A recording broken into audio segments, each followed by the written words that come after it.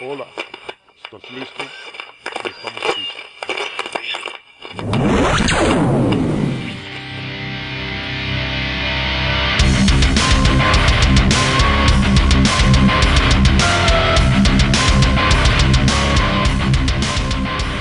Buenos días, buenas tardes, buenas noches. Para los amantes de una conversación con sentido desde Orlando para el mundo, sigue el dinero con Fred González.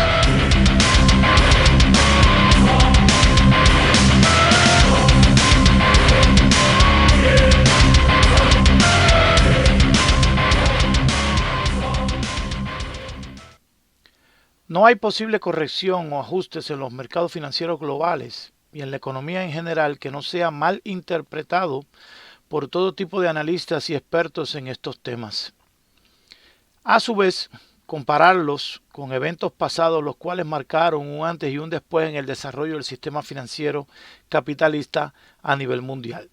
Lo que quiero decir con esto es que no veremos en cualquier parte del mundo un movimiento negativo en los mercados sin que estos sean extrapolados y exacerbados a otras partes del sistema financiero global, llevando consigo todo tipo de especulaciones e intrigas sobre posibles desastres en los mismos.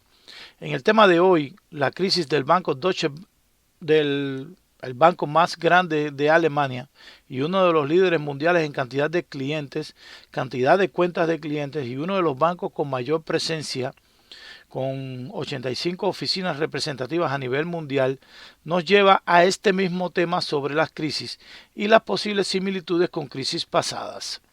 La crisis de Lehman Brothers en el 2008, uno de los bancos de inversión más grandes de Estados Unidos, se puede considerar como un punto de inflexión en el sistema financiero mundial, ya que representó un antes y un después en materia de crisis económicas. Como tal, desencadenó una serie de efectos dominó que fueron devastadores para la economía estadounidense y mundial. Por tanto, se considera que este evento de Lehman Brothers, como el evento corporativo más bien como el evento comparativo con cada crisis posteriores en el sistema, y como tal nos faltan premoniciones de desastres que se atreven a hallar un punto de inflexión entre la crisis del Deutsche Bank con lo ocurrido con Lehman Brothers en el 2008.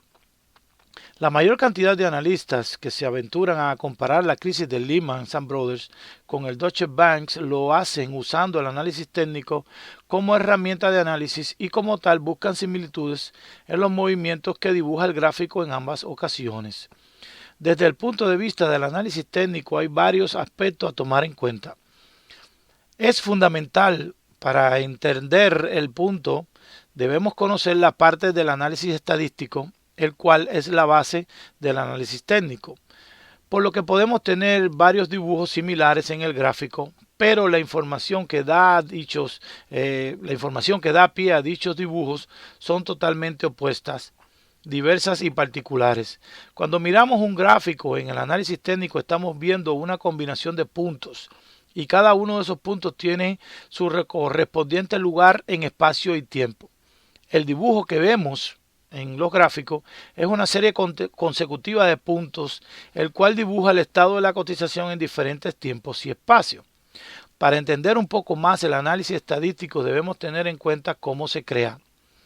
Basado en un cúmulo de información que puede ser diversa, una ecuación matemática convierte toda esta información en un punto, el cual tiene un espacio y un tiempo. La combinación de varios puntos en diferentes espacios de tiempo es lo que da el origen al dibujo que vemos en cada gráfico. Lo que quiero decir con esto, señores, es que podemos tener un punto con su espacio y tiempo similar a otro punto en espacio y tiempo.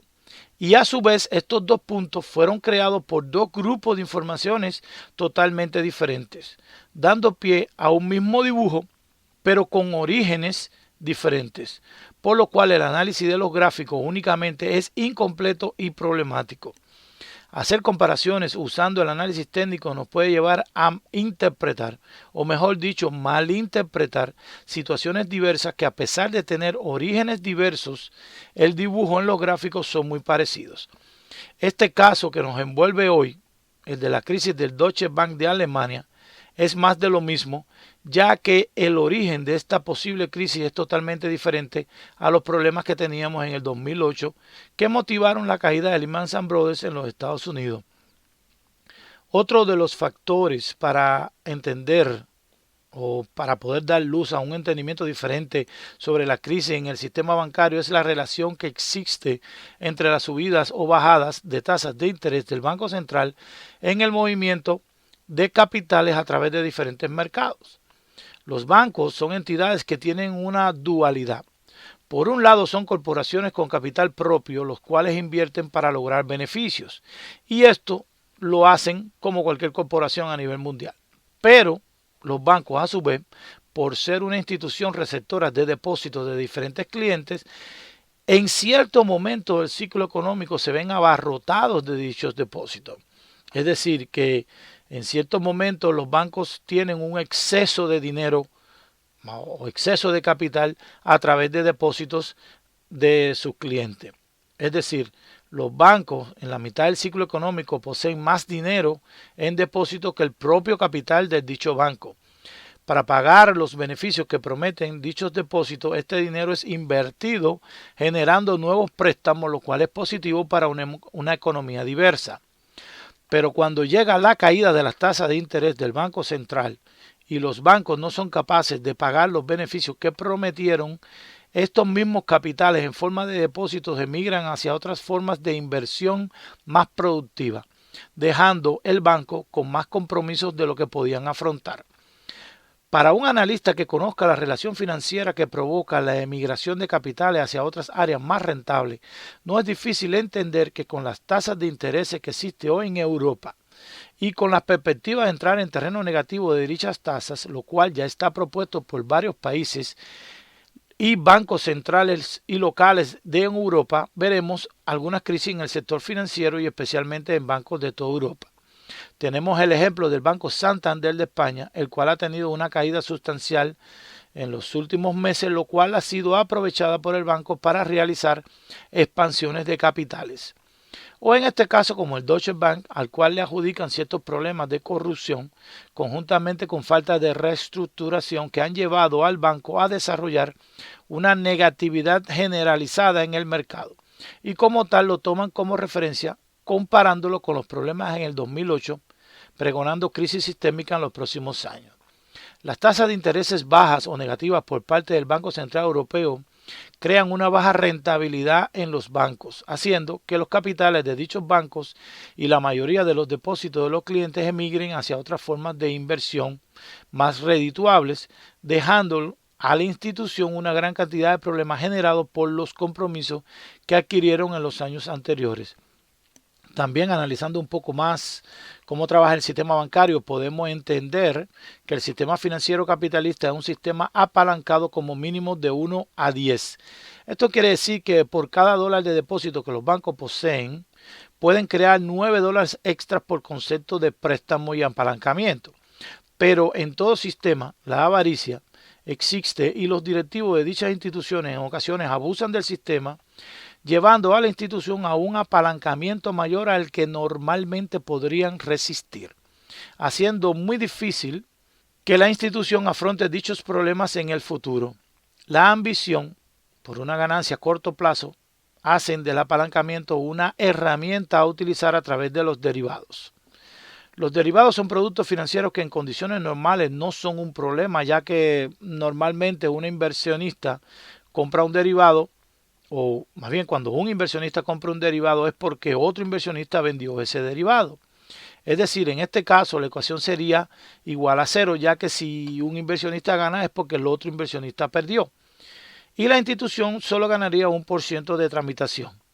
Como les dije antes, la ambición por la ganancia a corto plazo llevan a que los bancos, o más bien los directivos de los bancos, tomen posiciones contrarias a los inversionistas. Es decir, cuando un inversionista compra un derivado es porque el banco lo creó y se lo vendió, haciendo que este banco quede expuesto a dicho derivado en grado superlativo. Con la migración de capitales hacia otras formas más rentables de inversión, vemos que el banco se quedó con más compromisos de lo que pudo afrontar, y esto combinado con un alto grado de exposición a los derivados que ellos mismos crearon y vendieron hacen que la crisis en dichas instituciones sea profunda. Yo no he leído ningún reporte financiero que apoye a la teoría de que el Deutsche Bank tenga una situación parecida a la que explicaba anteriormente. Creo firmemente que de estas crisis es una crisis más que vemos diariamente en los mercados financieros y que seguiremos viendo en el futuro como parte intrínseca del sistema. En todo caso, la caída de los precios en las acciones del banco es una oportunidad de compra para inversionistas que usan inversión en el valor como estrategia fundamental a largo plazo. Cuando las tasas de interés del Banco Central Europeo en el futuro se inviertan y comience un nuevo ciclo económico, el valor del banco subirá, haciendo que el precio de las acciones suba exponencialmente. Para un inversionista del valor que tenga un marco temporal a largo plazo, esta caída de los precios es una nueva oportunidad de compra. Espero con este programa haber dado un poco de luz a un problema técnico en el sistema financiero capitalista, el cual es el causante de la mayoría de los desequilibrios que vemos en el sistema financiero mundial. Habló para ustedes Fred González, analista social, experto en economía política e inversiones. Hasta la próxima.